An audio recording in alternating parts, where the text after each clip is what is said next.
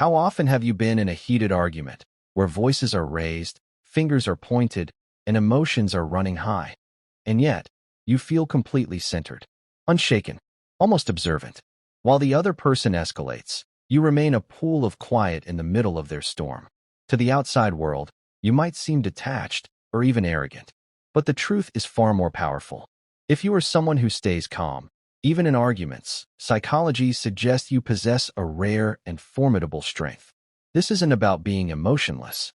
It's about strategic emotional intelligence. It's about understanding a fundamental rule of human dynamics. In conflict, the person with the most emotional control holds all the leverage. Today, we're exploring the psychology behind this calm, what it really means, why it's your ultimate superpower, and how it works to reveal truths and give you a decisive advantage. Let's talk about the most immediate benefit of your calm: silence. When you choose not to react, not to interrupt, not to defend aggressively, not to match their emotional pitch, you create a vacuum. And nature, including human nature, abhors a vacuum. Your silence becomes a mirror. The other person, faced with this unexpected quiet, will almost always feel compelled to fill it. They will keep talking. They will explain more. They will justify, elaborate, and often, they will start to unravel. In their effort to provoke a reaction from you, to win, or to fill the uncomfortable silence, they begin to leak.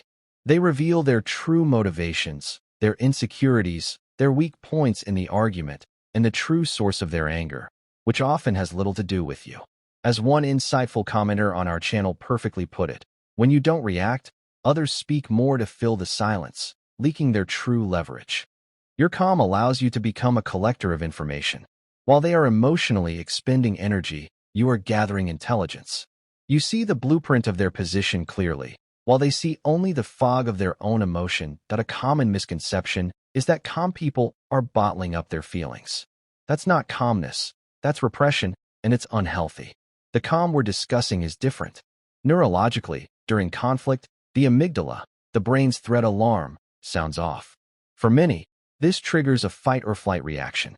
But for the consistently calm person, the prefrontal cortex, the seat of rational thought, logic, and long-term planning, remains online. It's not that you don't feel the surge of emotion. It's that you have trained, or are naturally inclined, to process it internally before it becomes an external reaction. You are doing high-speed analysis. Is this attack personal or procedural? What is the core issue behind their words? What is my goal here, to win the point or to resolve the situation? This split-second processing creates a buffer between stimulus and response. In that buffer lies your power and your freedom. You are not a prisoner of your impulses. Most arguments are not about facts. They are about ego. They are about being right, being respected, being heard. The emotionally reactive person is heavily invested in this ego game. Their sense of self is tied to winning the exchange. Your calm indicates a level of ego detachment. You can separate the idea from the identity. You can hear criticism about your action or opinion without interpreting it as an annihilation of yourself. Because your self-worth isn't on the table, you don't need to defend it frantically. This allows you to focus on the actual substance of the disagreement. This is profoundly disarming. When someone attacks expecting a counterattack and instead meets composed curiosity, their script is destroyed. They may try harder initially, throwing louder accusations, like the classic, "You are way too sensitive," which is often a projection. But when that fails to land, they are forced to either confront the real issue or disengage.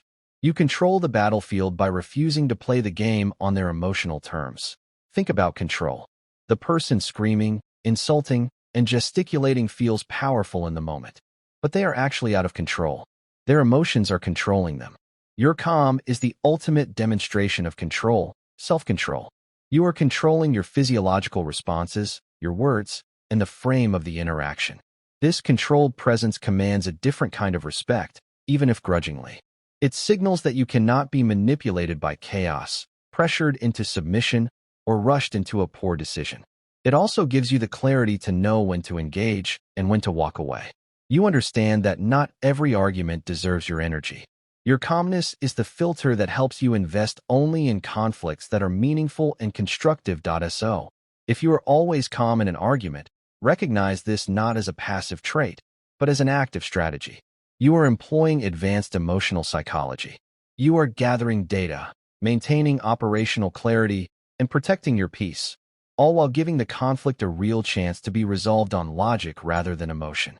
It is a sign of deep strength, resilience, and intelligence. And for those who are on the other side, who feel things deeply, who might cry easily or get overwhelmed in conflict, please know this is not a weakness either. In fact, we have a video specifically about that. If you cry easily, psychology explains why. It's not weakness. High sensitivity is a different kind of strength, linked to empathy and depth of processing. The goal isn't for everyone to be calm in the same way. It's to understand your own wiring and harness its power. What's your experience? Are you the calm one in arguments? Or do you find yourself reacting? Have you ever used silence strategically? Let's talk about it in the comments below. If this insight into the psychology of calm resonated with you, subscribe for more content that helps you understand the deeper workings of your mind and relationships. Thanks for watching.